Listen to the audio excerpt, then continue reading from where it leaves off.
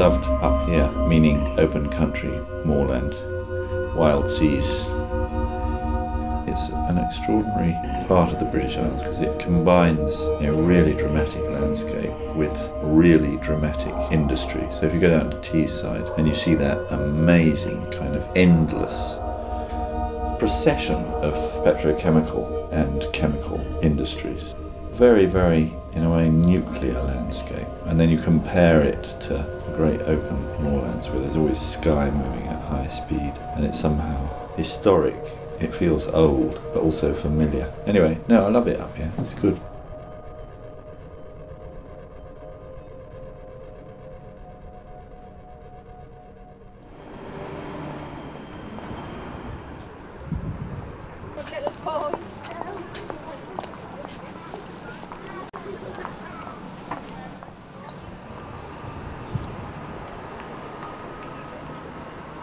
I suppose it all revolves around the angel.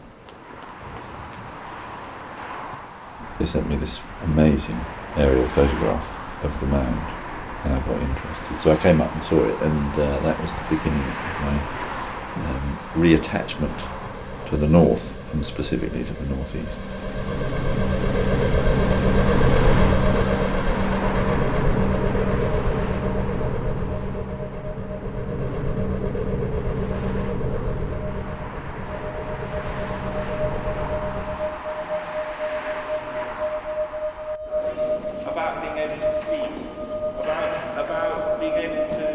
Antony Gormley was born in London in 1950. He did a degree in archaeology, anthropology and art history at Cambridge, and then travelled to India. After 3 years, he returned to England and studied at the Central School of Art, Goldsmiths College and the Slade School of Art. For the last 20 years, Antony has investigated the human body as a place of memory and transformation. He has primarily used his own body as the subject, tool and material for his sculptures. More recently, he has become concerned with the collective body as a type of energy field.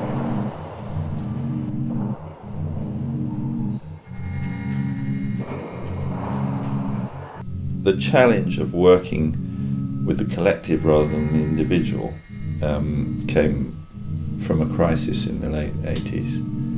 Because I wanted to make something that, in a way, wasn't controlled and made in the controlled environment of the studio and wasn't to do with me anymore. And that was an amazing giving away of the origination of art to other people, and it was a huge liberation. And I think that's been the challenge ever since. How can you invite people to share the process of making and in some way put themselves in the work? And this is maybe the most literal example.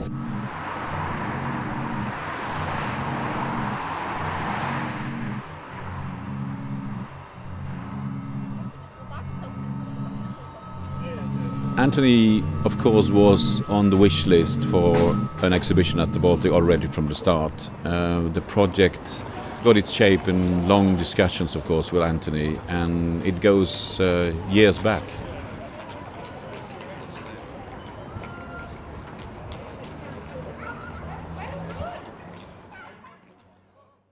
We had over 1,000 people who wanted to participate in the project physically by being casted, and then a selection of them being both casted and welded. But of course, for all other visitors to the Baltic, there was a possibility of follow the whole project for months from level 5 viewing terrace down to level 4, where the whole workshop took place. For us, of course, it was a fantastic way of manifesting the art factory idea of Baltic. The process at Baltic, which involved over 250 local people of all ages, shapes and sizes modelling for domains, was carried out in a very personal way.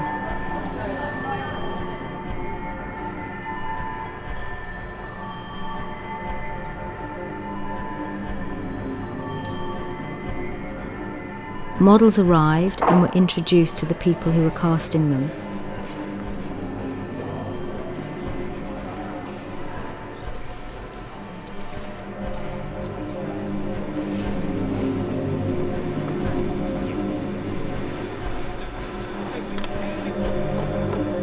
They were measured for a Hessian tunic to cover their body, legs, head and arms.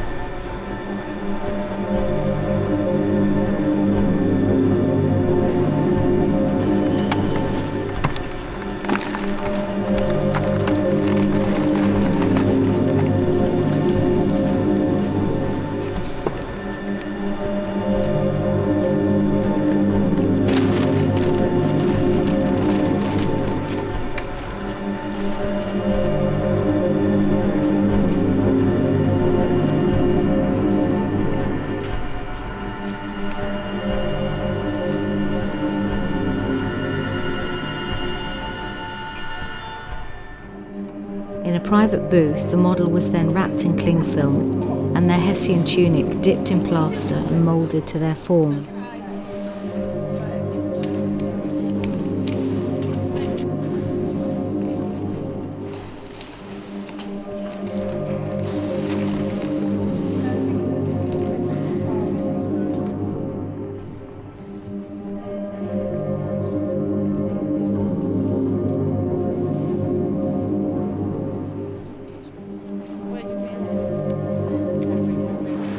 Feels a little strange. I think rather feels as though I'd imagine that if you're in mud.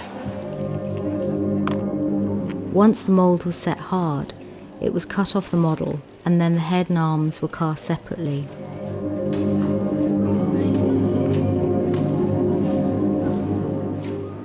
Right guys, sorry.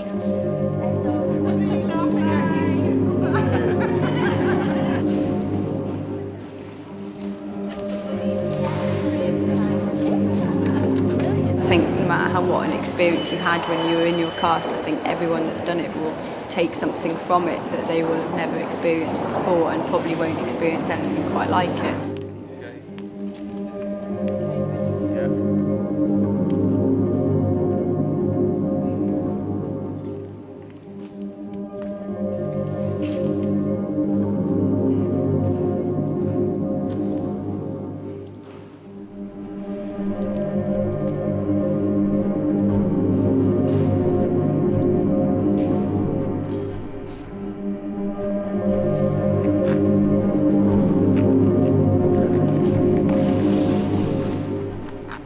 It was actually like having your head underwater, where you're aware of noise but you can't judge any distance. So that was quite a strange feeling, but again, not unnerving or upsetting, just different.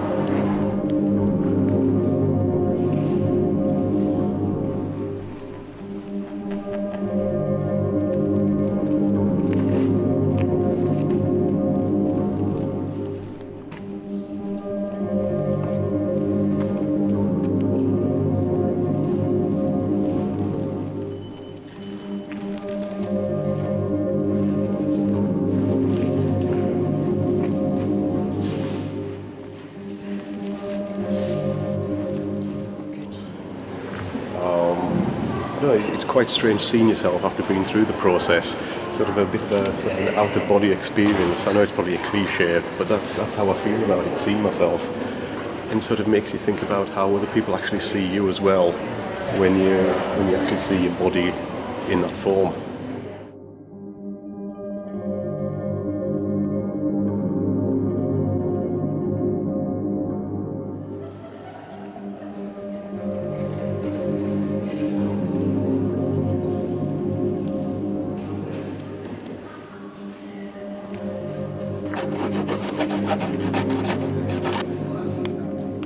The body, head and arms are then reassembled and reinforced with more plaster to create a very strong mould in which the final sculpture is made.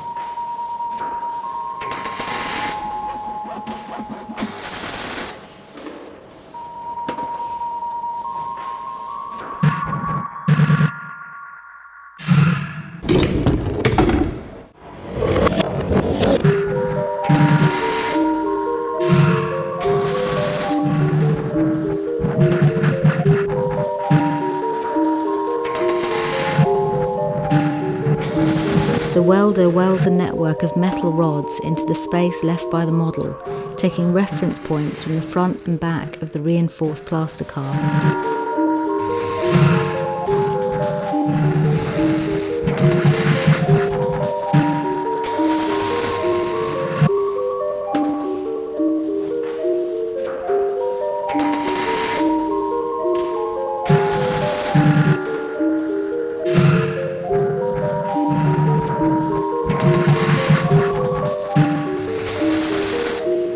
The final sculpture is then weighed and tagged and is now ready to join domain field.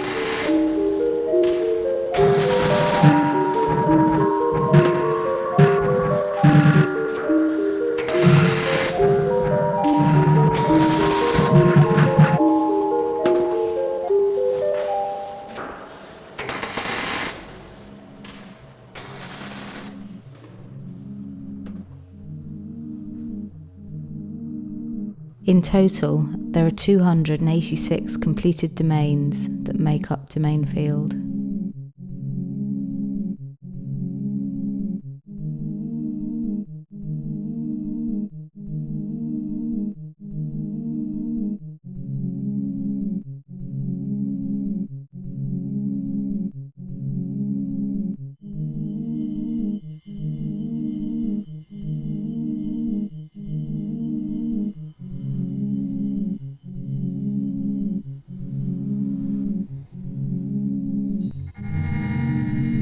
I think domain field for me is a very different sort of matrix that is much more about energy.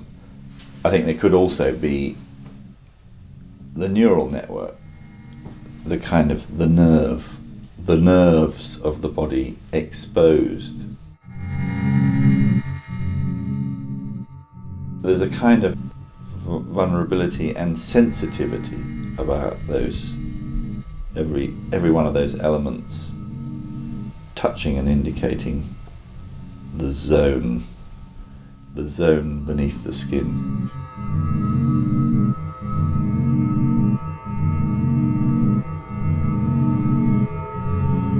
I've got ideas about the questions that it's asking, which are all to do with who can be involved in the making of art and who can be represented by it, and how it can be engaged with, how it can be seen, and the importance of the viewer in completing the work, or not completing it, but taking the process further. It's simply an attempt to make the shortest possible bridge between something called life and something called art, in which people can reflect from the space of one the reality of the other.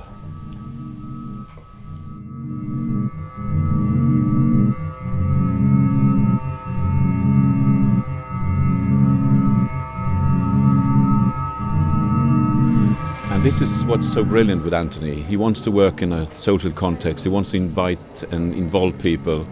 He's done it several times before in other huge commissions, and we just felt that this would be absolutely a brilliant project for Baltic, which means that this is not just a place where exhibitions and artworks will be shown, it's also a place where things will be created.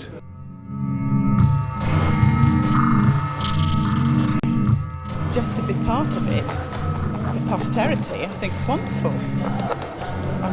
It's a great honour. I'm really chuffed. Well, I'm really chuffed a bit. I was asked to come today. Obviously, I'm proud to come from the northeast, and I can't wait for the opening night. I am looking forward to actually seeing the whole exhibition. I think it'll be really good. It's been fantastic, yeah. I have enjoyed it. But just to be part of it, I mean, how often do you get the chance to, to be part of something as big as that? There's not many people who can say that. It'd be interesting to see if you could recognise yourself as yourself.